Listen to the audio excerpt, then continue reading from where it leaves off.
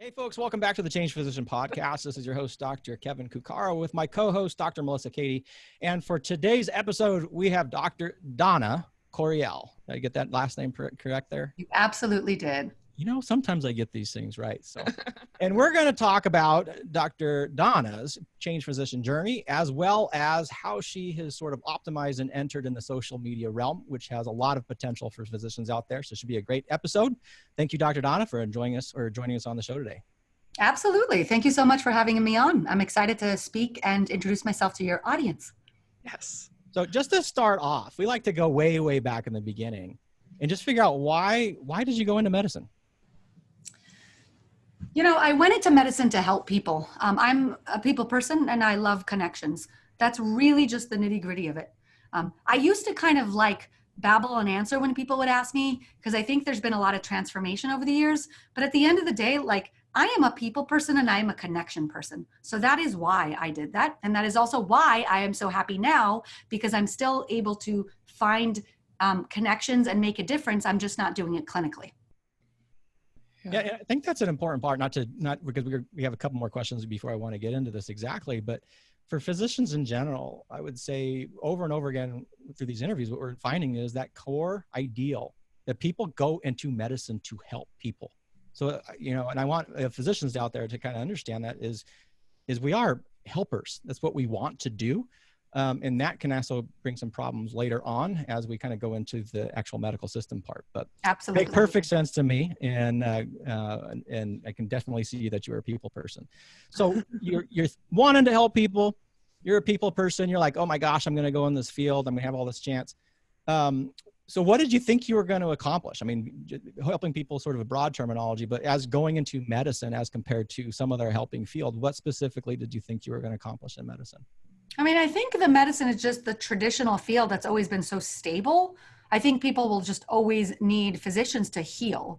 And so in thinking that way, I mean, I think that my past actually plays into that decision, and that I immigrated to the United States at the age of 10. So like that, it was just a stable thing for me, for my future, that would guarantee like a future where, again, there was stability. I hate to say the word stability, but it's almost ironic because we're going to talk about just how much it didn't work out because I left. I left clinical. Yeah. I'm curious, like in that path, if you want to break it down, you can, but in medical school versus the postgraduate training in internal medicine, my understanding were there any realizations or maybe little red flags or little things that you learned along the way that started making you open your eyes to the reality of the system? There was, okay, great question. You know why? Because you're like a machine. Mm-hmm. Like you are like a machine when you are in medicine path. And that's part of what's broken in medicine, is that like, why are we machines, right? Why do we have to like extract the humanness and the emotions in ourselves and like become these machines that become physicians? And it doesn't allow us to like think broadly and think out of the box. And so I was a machine, but I first realized something was not right when I took a step away from medicine. Mm-hmm. I took a break from medicine about 10 years ago to be home with my third child.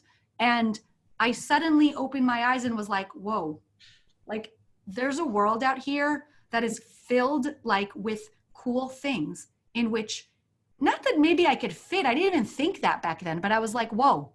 And so that was the first time. It's almost like I had to extract myself from that like narrow-minded like machine. I mean, I envision in my head like robots walking, like I'm going to be a doctor, right? And then you're taking a step out of the line and you're going, whoa, like something's not right in this like automation. So that's when I first realized it, is when I took a step away from medicine. So on that same line, being that your husband is medicine, I'm saying this because my husband is totally non-medical, and there's times where he thinks like, I don't know certain things that happened in the past or like history, because I was so locked into all my medical training that he's like, where were you? Like, were you on another planet? Like, how do you not know these things? Yeah, and we were on another planet.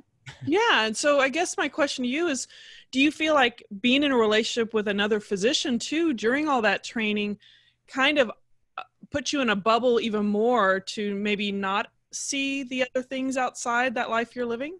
Completely. We are completely sheltered in how we grew up. We grew up together, right? We met in med school, and like, yeah, we literally had to like lock ourselves in our houses and study, because that's literally all you do.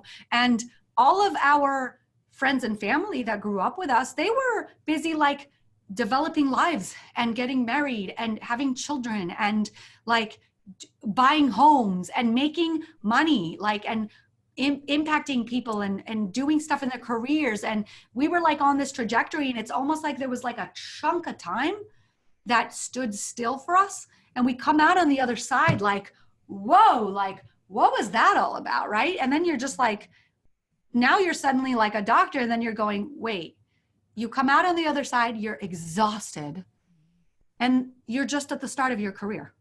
Yeah. It makes no sense. I mean, I'm not saying I necessarily have all of the solutions, but it makes no sense. Right. Right. It's a prescription for burnout. Yeah. And there's also, go ahead, Kevin. It kind of makes me laugh because this discussion is like, my wife's a physician too, and it's the same thing. We met in medical school, and you go through this process, and we had our first kid during internship, and it is, you just bury your head down and you're just going, and you have no clue what's happening in the world. You don't know what you're missing. No, absolutely. And I can't believe what I've missed until now. It's horrible to say. I feel like I haven't lived, and that might be just a personal satisfaction issue. Like, I am so happy now, and I am outside of medicine, that it's sad. Like, and again, I don't feel like anything was wasted. I am happy because I am who I am today. I don't think I would have been who I am today without what I do. And I also have a medical degree. I think I use it for good. But it's interesting to think back on all those years. Yeah. And how fast they went. Absolutely. My youth was spent studying. Yeah. One thing, science and the body, but not much outside, not about like the human connection as much, or the emotion, or like the fact that we don't know everything in medicine, and like, et cetera, et cetera. Yeah. There's so algorithmed. Yeah. Go ahead, Kevin. No, I was going to just kind of comment on that is, again, that hyper focus. And I'm kind of curious on, did you have a lot of hobbies before you went into medical school then, or not? And the only reason I say that is I know I had hobbies before I went to medical school, but it's hard to remember what they were.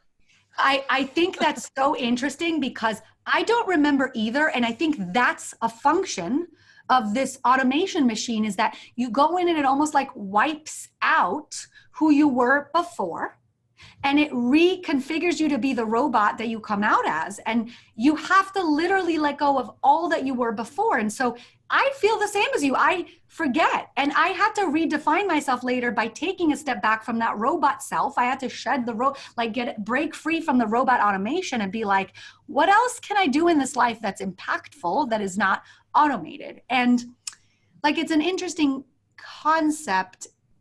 And like, I've written about this before, that, you know, to get into medical school, right? They want you to be well-rounded and like do a million things that, if it's outside of science, then it's actually a big plus. But then you go into medicine, and it's like, no one has time to do it, and no one says you should do it. Like, meaning they say you shouldn't do it. You should focus on medicine. And so what was the point of being well-rounded when you're like saying, now I'm not going to do it anymore, and you become that robot?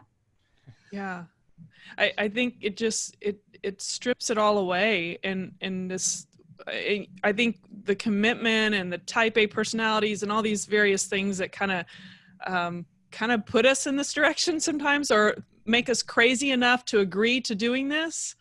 That's what I feel like it's always been. And the system has like desensitized you along the way to the work, where it almost becomes the only thing that gives you gratification is doing that and being committed to that, at the expense of your own feelings, which you many times have to suppress with what you're dealing with in front of you. And really feeling like you're on an island a lot of times, dealing with the intangibles, the feelings. No, that's okay. Sorry. I don't know what you think about that thought, but. Oh, no, absolutely. I think I agree. I absolutely agree. And I think we are alone. That's another issue, is that you finish and suddenly you're out there all alone, and you're literally alone, which is part of what I'm doing when I say that I am, you know, in what I do today, it's connection. That's the beauty of social media, in which I dabble now, is that we are able to now suddenly connect and realize that there are issues that are huge that we need to figure out as a profession, on many levels. Yeah. So I want to kind of go back in time a little bit, because you're after the birth, or before your birth, your third son, but the 10-year time period where you're going through the tunnel. You have that you're full on robot mode, but now you pause, and it's interesting how those pauses give you a chance to breathe and look around a little bit. What was it like to go then back into clinical practice after that breather? It was hard. It was hard because I had taken 3 years off. You know, you forget. You're also a different person now.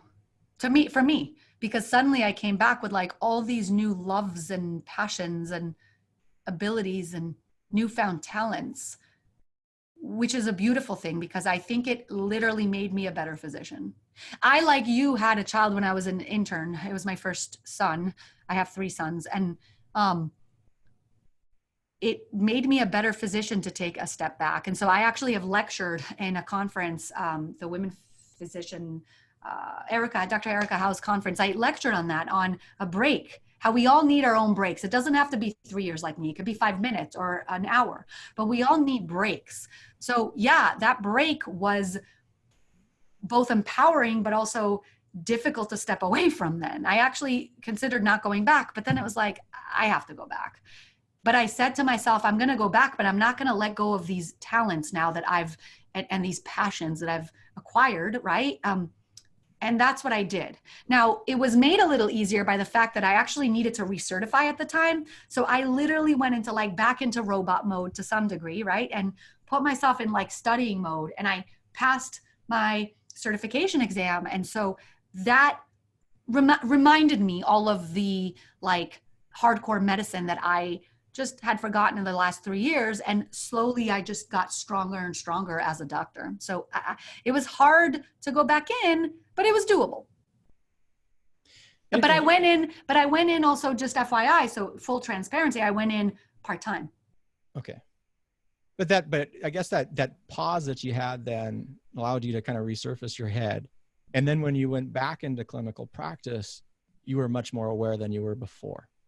So, I was a different person. Okay. And I think that's an important sort of transition there, because there's so many physicians, and you've probably seen them in people you know or friends that you have, is that you almost feel trapped in the process, but you don't know that there's anything else that you can do. And I think I see a lot of people getting trapped by fear as physicians, where they're just like, this is all I can do. This is all I can do. And realistically speaking, what you did was you took a break, and through that break, you became more aware, and you could return to clinical practice, but you can't. When you came back to practice, you had a greater awareness. So I'd love to hear how that awareness sort of led you on the rest of the journey. Well, I want to point out that there's different kinds of awareness, meaning there's awareness of what you're talented in life, and then there's awareness of what physicians are doing out there. Those are 2 different things, right? So I was aware of myself, and to me, it was a harder process because it's not handed to you on a silver platter. You've got to realize that you need to do some self-discovery and to figure things out. And that's an active process versus the passive process of joining a group that now we can do, that has the ability to network with other physicians who have stepped away and are conquering their fears and doing things that are different, right? And that's more passive because you're listening and it's given to you what you can do. Versus right, I did the first thing, which is discover myself. But then I also said, I'm going to create something from nothing. I'm literally going to create something from nothing because I believe it can be done.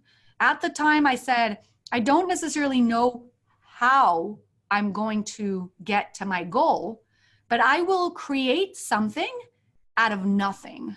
And my goal was to empower physicians to change healthcare. I can tell you that my husband asked me 70 times, what are you doing? I couldn't clearly define it because it wasn't yet there weren't words to it.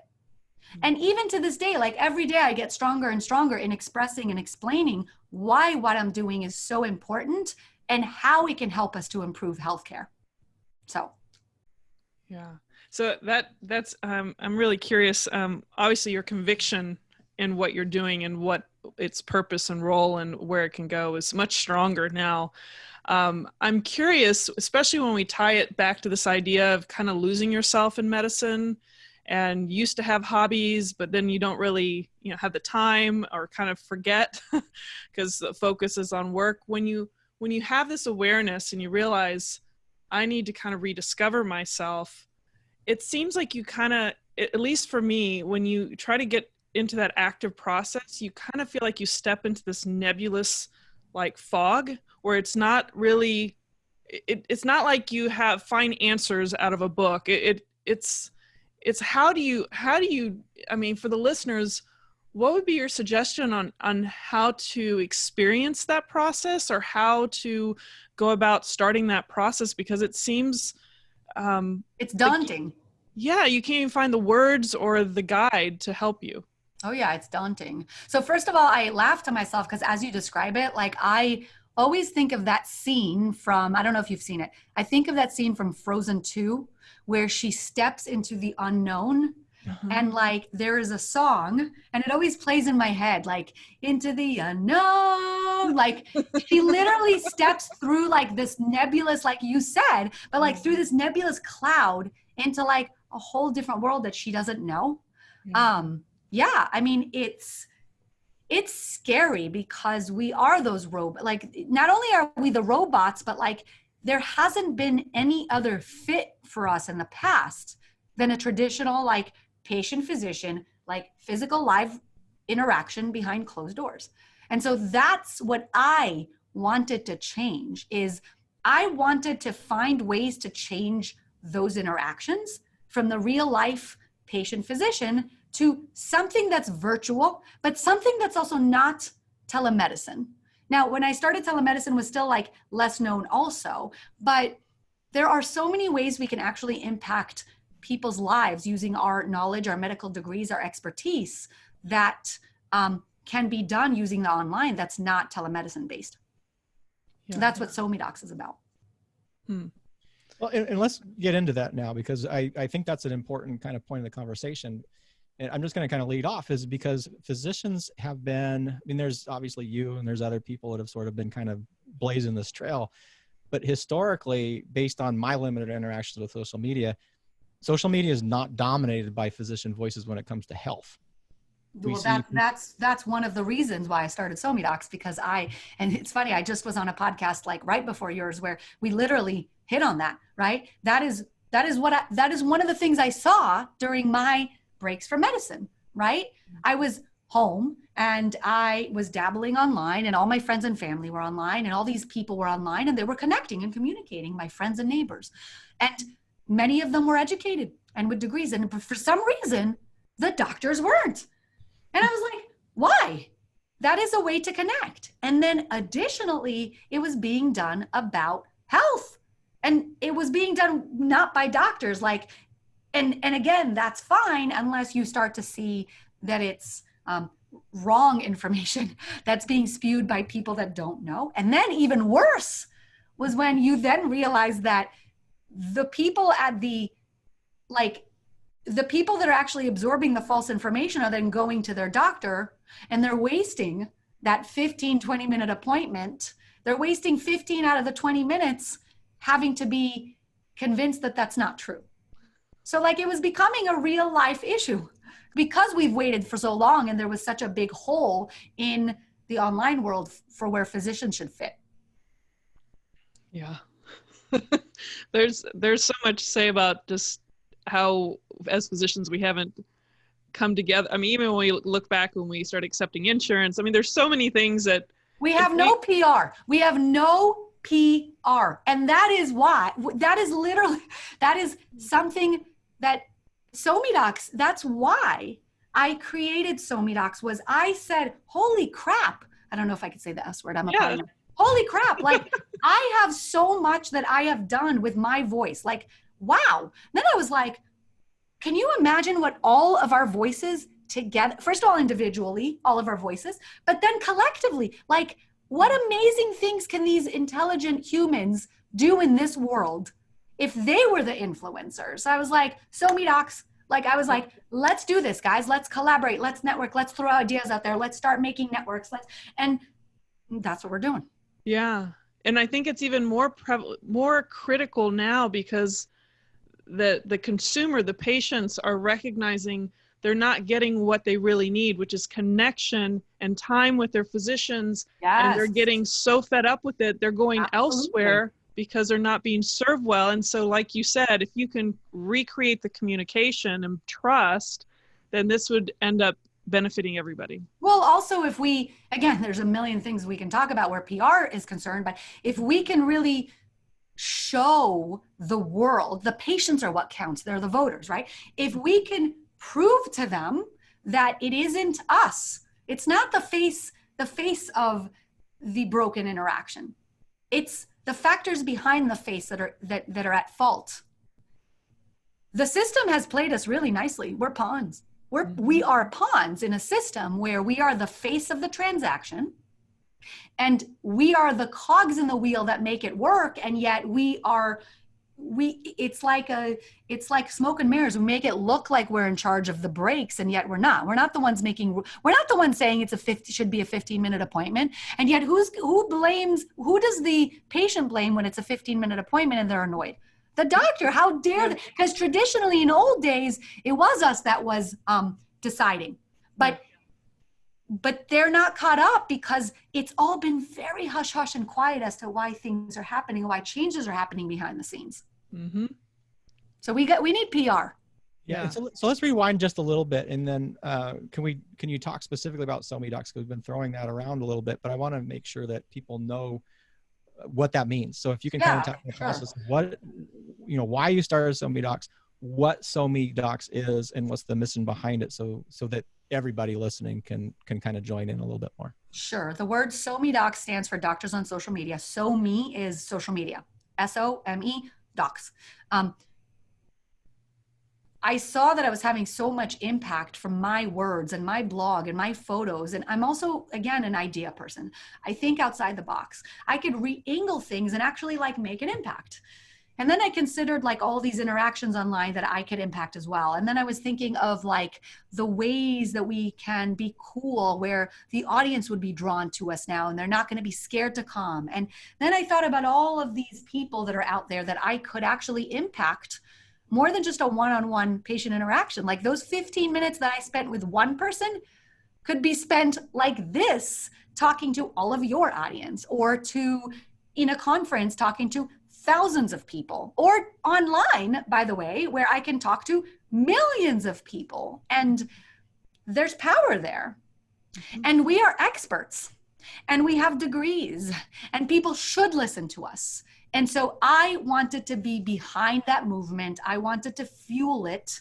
And I knew that I could do it. I knew that I needed to be one of the people. I'm not the only. I knew I could be one of the people to convince doctors why this is important. But I also had the tools to do it, because I was talented in it. And I have taken these past few years to slowly practice it and to hone in on my skills and to become really good at social media, at every single platform. And then I decided to congregate the group so that I would be in charge of it and lead it in the right way. And so I have slowly nurtured this, what started out as a physician-only Facebook group, to where it is today solely through word of mouth. It's called SoMe Docs, Doctors on Social Media. It is existing now in different forms on Facebook. So if you are listening and you're a physician, make sure you get into the right one, because there is also a SoMe Docs Public now that has a different purpose for later down the road. But we have since expanded to different spaces. So the Facebook group is physician only, and it's private, where everyone is vetted. So we can have private conversations where we can impact, and it's moderated in threads where you can share your work and we can network effectively, but in a moderated way, so that we can beat Facebook's algorithm and really bring value to the group. And then we've expanded to having a website where people's work can shine, where they can find master classes to take. That's the newest thing I would love to talk about. We're on Twitter, over 15,000 followers there. We hold a weekly Twitter chat to get people connected and talking. We're on Instagram. It's everywhere. And there is a different there is a different, like, there's different potential to use it and to grow from the different platforms that we're on. So that's it in a nutshell. If Kevin, if it's all right with you, I'd like to actually hear a little bit about the masterclass and how that came about. If the audience was asking for it, or what led to that. Yeah, for sure. So basically, like, I've been sort of like the face of So Many Docs. There's been lots of doctors that have been great. So originally it was me, and I'm driving everything, and I'm building my own personal brand, Dr. Corriel. I'm building So Many Docs, my other brand, which is my company. And all along, I'm the one that's learning how to do this. So people want to hear me. They want my intellectual property. They want my advice, my consultation. But I'm one person. And so, again, I offered my services in consulting. I went to speak at conferences. I then built a masterclass where I can sort of help physicians in a group setting so that it wouldn't be just one-on-one. But at the end of the day, there's more talent out there than just me. I'm just the person who runs the show. And I'm also happen to be very good at marketing. So I said to myself, like, why can't I like curate? Because I'm good at content creation, and part of that is actually curating projects. Just like I curate a blog post well, just like I curate an Instagram post well. Why can't I curate this almost like this mini conference, but this space that is being led by physicians that are superstars in their own right, and maybe have leveraged one specific platform? And then also in conference form, which is coming, a virtual conference in the fall. But the masterclass, I taught myself to, like, again, give myself practice. I saw what works and what doesn't. And now I've basically decided that it works and that it's amazing in group fashion. It's a class where you're taking a period of time and you're getting to know the others in the class. You're growing with them. And then you're sort of like nurturing your brand together. You're understanding what a brand means, and then you're using the social media platforms the right way. And that's how the masterclass, So Many Docs Masterclasses idea was birthed. And I am now curating these classes. So for example, the first one is getting debuted. It is a social media 101, where there are a group of instructors, the physician instructors, that each have mastered each platform. And each of them takes the students through the journey through that week, virtually, at the student's own time, at their own pace. And that's the beauty of the online. It's better than real life. So these classes where I've curated it to help in whatever topic that class is. So social media 101 is coming out. Podcasting 101 is coming out. There is a business of medicine coming out. There is a how to become a coach coming out. And there are many others that are forming in this amazing venture. And I highly recommend it because it's going to be unique. Yeah, you've got so much, I know we talked about conviction, but the confidence you have with this and your capabilities and abilities, did you have any struggle at the beginning with that? Did you 100%. Have any doubts? I wasn't like this when I started. I am living proof of what many things can do, what dabbling outside of medicine can do, what thinking outside the box can do, what you know, reaching your capabilities and what your and thinking broad and saying, I'm not just what everybody defines me as. And I'm still not well-spoken. I don't care. Like I've always been very like chill and down to earth to the point where patients really like it, right? They always said to me, like, you're so not a typical doctor. And I'd be like, well, why? What's typical? But I know what they mean. Like, yeah. I'm not I mean, don't get me wrong. I put on the white coat and I am professional. I absolutely can be I've spoken at professional. I mean, when I've, you know, had, I've given one-on-one sessions at the Harvard Writers Conference, Dr. Julie Silver's conference, and I've been very professional because it's Harvard, and yet you still want to let your personality shine through, and people feel it. But I am who I am today, and I'm confident because I know what I'm doing, and because I truly, truly, truly believe that it's great quality, because I've taken the time to do it super slowly and to like build the roots down into my venture to make sure that I do it well, that I know what I'm doing, and that I am doing it for good intentions. Right. So, Kevin, I have probably other questions too, but I don't want to take over. I don't want to like hijack the conversation. When we have two people that are co-hosting, I don't want to like, usurp my time. Yeah. Oh, you're going well. I do have just one thing I would like to ask you, because I'm sure that there's some listener, there's a physician who's thinking, I don't like social media. Why should I? And I would love to hear your take on that. Why it's not only why should they, but why it's almost a disservice not to do some sort of social media if you're a physician. I don't think it's a disservice. I think everybody should do what they're comfortable with. I was just on the podcast and I said, like, it's about personal happiness and personal satisfaction.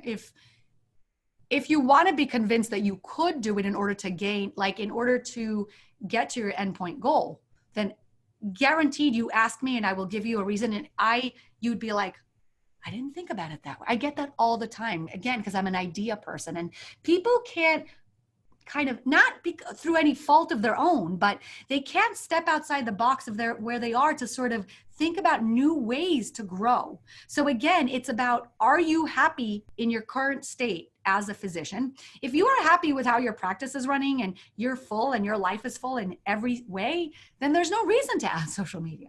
But if for any reason you've got a goal that you want to achieve, right? Then you've got to first and foremost define your why. Like, why are you going to dabble online?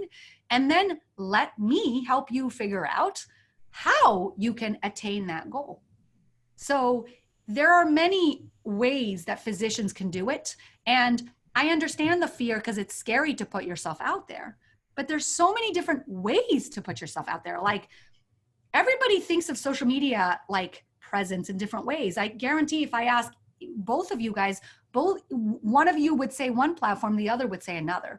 There are so many pieces to this puzzle. There's so many ways to let our strengths shine. So that's where a coach or a consultant like me or a masterclass can help you kind of whittle that down and say, well, I'm really good at like constructing sentences, right? But they're in short bits. Great, Twitter. I'm really good at telling a story and developing it. Okay, blog. I'm really good at talking on a podcast, but I don't want people to see. I want to be wearing my pajamas podcast, right? I want to do video because I want to be a speaker. And so I want to be a thought leader in this or that space. Great, YouTube, or use TikTok to make, there's not one size fits all. And the formula is so vast in its makeup. Like, there's not a one size fits all.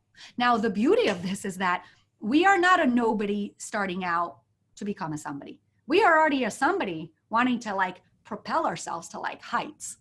It's not as hard. Like, we are not Gary V's. Do you guys know Gary V? He's like the entrepreneur on social media that went from nothing to something, right? Because I believe, and correct me, I believe he like prides himself on not going to college, like not having like the standard education that we went through at least, right? And making a someone out of himself that people literally tune into and listen. But that's the point of social media. You're self-made these days.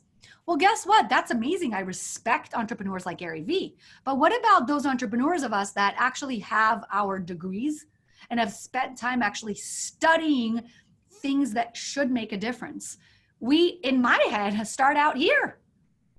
And so I'm here to like give us a bump and kind of say, well, we can do the same exact things, and because imagine how much impact we can have in this world if we recognize that leverage that we have, that almost that like step up because we've got our degrees.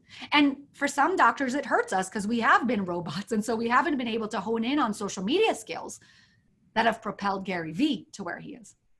And that's where I come in and my SoMe docs and the master classes. And again, I'm so busy at this point that other amazing physician instructors help me to do that. Yeah. And I think I phrased my question. In fact, I know I phrased my question wrong because it was sort of loaded, because one of the things as a physician standpoint and things that you were touching on is the authority and credibility that we have simply because of our training. And it's not like we know everything or we're the be all end all. We don't. But we have a foundation that a lot of the people in the social media space don't have. And you can recognize crap from fact much easier than the lay public is. And unfortunately, that's important in social media. But I guess what I was trying to infer was, in a lot of ways, doctors feel so disempowered and at the whims of, say, administration. But even if you're in a traditional practice, if you're developing a platform and a following, that platform provides you a degree of power that has not been seen in practice to date so far. And what I mean by that is if the administration decides to do something, but you've been developing your platform on whatever social media platform that you enjoy doing, if that's something that you enjoy, you now have a pedestal and a chance to make a difference no matter what your practice environment is. And I think that's what I was kind of discussing. And I see you nodding, so I'm wondering what your thoughts. Well, I'm nodding because I literally, I made a video on this and never didn't release it yet. And it says exactly that.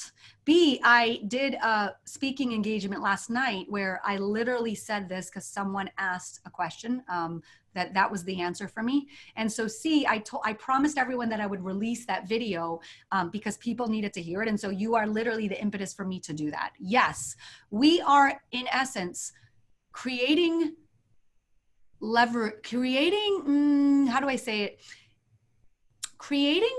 increasing our worth in real life by creating personas online that are followed and are getting traction. Meaning the more powerfully you build a brand online, the more your power increases in real life. And that is the essence of SoMeDocs and why I am trying to reach my endpoint goal, which I told you in the beginning was to empower the physician. And why empowering the physician comes from arming them online and arming them with powerful and effective voices. You know, it almost gives, when listening to you all talk, is like, it's almost like you're creating your own on-ramp, and it just makes the onboarding, if you say we're trying to come out of a traditional job that you unexpectedly came out of, and it just, we all know that, you know, you want that, like you said, some traction, you want to start creating that presence instead of coming out of nowhere and then suddenly trying to start it all. Well, listen, because also like social media presence that's effective can lead to your being recruited by spaces that would not otherwise do that. And that's the whole point, is that you can become like a thought leader in your space. And then before you know it, you're being courted to not just conferences or to media quotes, right? But you're also then sort of looked up to by patients, and they will follow you, and that translates into a win for the hospital. But what I want to say here that's really important is it was very important for me to realize that in order to make the most impact in teaching physician empowerment, in order to do that, I actually needed to separate myself and cut ties with any organization for two reasons. First, because I didn't want the organization to hold me back. They didn't necessarily understand, and I don't know that they really want me to do this, right? So that's A. But B, because it was also important for me to prove to myself that I can shoot to the top and make a difference without having anyone give me credibility. Meaning, I didn't need any organization's name to make an impact in this world. And that in itself is the power of social media. Meaning, I didn't need to be part of Mayo Clinic or Harvard. I mean, it's nice that I, help out there on social media yearly for the past 3 years, but part of that is because they've recognized that I'm talented in something, right? But they're not part of my my mission, or I haven't used that name to propel myself. I've done it from a zero. I've done it from the ground up. And I think that really is what builds really powerful roots in a company and in a movement. When I can do it myself, like no matter what people were trying to do, you are strong and you build a following because you actually have quality things that you stand for, and people slowly realize it. Yeah. Yeah. I think it's even more important if anyone's thinking or listening to this, that they even have a 5% interest in doing something online, that sometimes if you're not quite ready to make the break like you did, sometimes I think dabbling when your life doesn't depend on it as far as paying the bills. Yes. It starts allowing the very thing that physicians, despite the fact we're highly skilled and trained, there's so many that like stall out because they're fearful and concerned and don't have the confidence and feel like their bandwidth isn't, you know, big enough to do that. No, I would not recommend quitting your day job. Quite the contrary. First of all, understand that social media could be an adjunct, like it could be a complementary boost to your practice. So don't think you have to quit.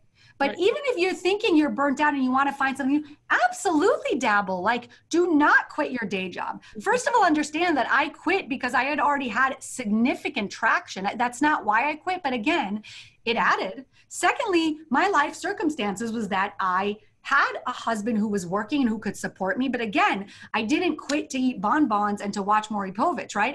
I quit because I am building something significant to hopefully change healthcare. And you know what? If I don't, I'm still a happier person. Yeah. So at the end of the day, that's what life's about. Like, even if I put myself into medicine to heal people, I do still think I make a difference in people's lives through SoMeDocs and through my personal brand. And I'm a happier person. So already I'm winning. Yeah. Can we go there? What you think you'd like to do to change medicine through SoMeDocs? I want to be the person who fuels individual physicians to change medicine, meaning I don't want the glory of being the person. I want to just be like that. I've always wanted to be a behind the scene like driver. I've never wanted to do this. I've never felt comfortable giving podcasts or giving speaking engagements. It's just, it's evolved this way because I needed to be the face of SoMeDocs and to sort of push it forward. Otherwise, like, nobody was going to understand this extremely complicated like concept of building online presence. So I really just want to be the person who can fuel individual physicians to then go and do their job, almost like a cascade. It's me, and then it's people that get it, and then it's those people that get it underneath, and they're collaborating, and these people are collaborating, and I'm giving them tools, and I'm now assembling the masterclass together to individually impact. So, and then we together as physicians say, we got this. We're intelligent individuals that are extremely motivated, and we're going to have a voice that's impactful online, and it's going to mesh in with our jobs, and we're going to impact healthcare. Yeah. So that's awesome. Yeah. Kevin, any questions? I got a quick random question. Yeah. Because we probably have no idea about it, and I'm not on it, but anything, what's your, soundbite for TikTok and its benefits and the right target audience? I mean, it's a totally different, it's funny because we're going to cover TikTok in the masterclass because I thought it was a good little addition. Sounds like you might want to come in. No, TikTok's great. TikTok is just a really cool new way to create content. It basically is just a tool for creativity, right? For expressing ourselves. And again, people look at these things as silly. People look at them as stupid. But you know what? Here lies in our hand a technology that with 2 thumbs, we can create a 15-second, a 59-second video that sends a powerful message, even if it means we make people laugh, even if it means we do it through tears. Again, that's where strategy is concerned. So don't mock the use of these things. Think about it as smart people are using it, and they're using it smartly. And maybe we should all consider, how can we use it in smart ways to get to our endpoint goal? And that's strategy for you. So absolutely, TikTok is just yet another tool by which we could reach a target audience. First of all, that's not present anywhere else. And that's something that the instructor for TikTok said in her interview with me when I kind of got on the phone with her to see if she would fit. But it also just gives the ability to like play around and appeal to a different demographic. So for example, if a younger demographic is present on TikTok, right? Maybe pediatricians can leverage that by teaching children like, don't do drugs, right? Like by singing catchy jingle. And again, it's just an idea. There's so many cool ways to connect with an audience. But yeah, TikTok is just a tool. Right. to an endpoint goal. I think there was just to kind of clarify and pull out a couple details there. There's so many different social media platforms now that you can't say you don't like social media unless you've actually gone through all of them. Because if you, again, like you were saying, if you're an audio person, there's an audio platform for social media. If you like short form video, you got TikTok. So there's a lot of opportunity to let your strengths shine. On the other thing that you just touched on, which I also think is really important, is who's your ideal audience. So like you said, if you're a pediatrician and your clients and patients are on TikTok, then it makes sense to actually reach out to them there if you actually want to communicate them in a way that we can say is speaking their language, and they may be more open, receptive to the message that you're trying to bring. So I think those are some interesting perspectives on social media that are important for physicians. Is there's lots of different platforms to use, and there's lots of different audiences on those. So which one fits for you? Which one fits your message? Yeah, and at the end of the day, again, it might be called social media, but if you, again, step out of that box and re-angle and use a different perspective to look at it, right? It is essentially a marketing tool to help us to get a message across, really. So it's marketing at our fingertips. Why wouldn't we use it for personal brands and for things that actually positively impact? And we should.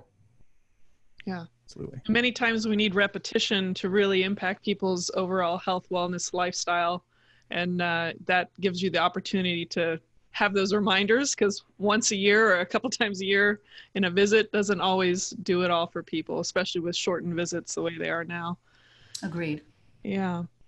Well, Kevin, if you don't have any more questions, I think I would love at the very end here to just give people the best place to start learning about you and what you have to offer, especially all these classes that are coming up. What would you suggest to find you? I think the best place to find us is the website, somidocs.com. Again, we are present everywhere. Somidocs, I'm Dr. Corriel. You could reach out to me and ask, but at the end of the day, I am constantly updating the website at somidocs.com with all available resources. I'm using it as a menu for all physician created things and projects and amazing stuff that people are creating online, and helping to facilitate connections that are actually going to impact healthcare positively. So, yeah. Well, thank you so much for just enlightening us. I know that so many people that are going to listen to this or watch this, I would say the majority of them are not comfortable in the very thing that you are now focused on. And I'm thrilled to have someone like you, especially who took that leap, and I think also a leap of faith in yourself and what you have to offer, and how this can ultimately help the mission of physicians to change people's lives and help them on a grand scale and a personal level. And so I'm grateful that you have that out there. And go ahead. I'm so wholeheartedly appreciating you saying that, because I have to tell you, when I did it or I talked about doing it, you can imagine the response. So that in itself is a feat for me that I have achieved, to have physicians say that to me, and regularly nowadays. It feels good. Yeah. It validates what I'm doing. I think all of us need that. I mean, in what Kevin and myself, the things that we've been going through and trying to really give back to society in a way that feels in alignment with who we are and the values that we have, and trying to make it something that's sustainable and that we can, create a living from too. I mean, there's so many dynamics that have to be pieced together that really fit and work for you as an individual. So I'm really hopeful for other people to learn what you have to teach them. And thank you again for coming on the Change Physician podcast. Sure. And feel free, listeners, to go check out her website and all the different social media or tools that are out there for you. And we'll look forward to seeing you on the next episode. Awesome. Thanks, guys.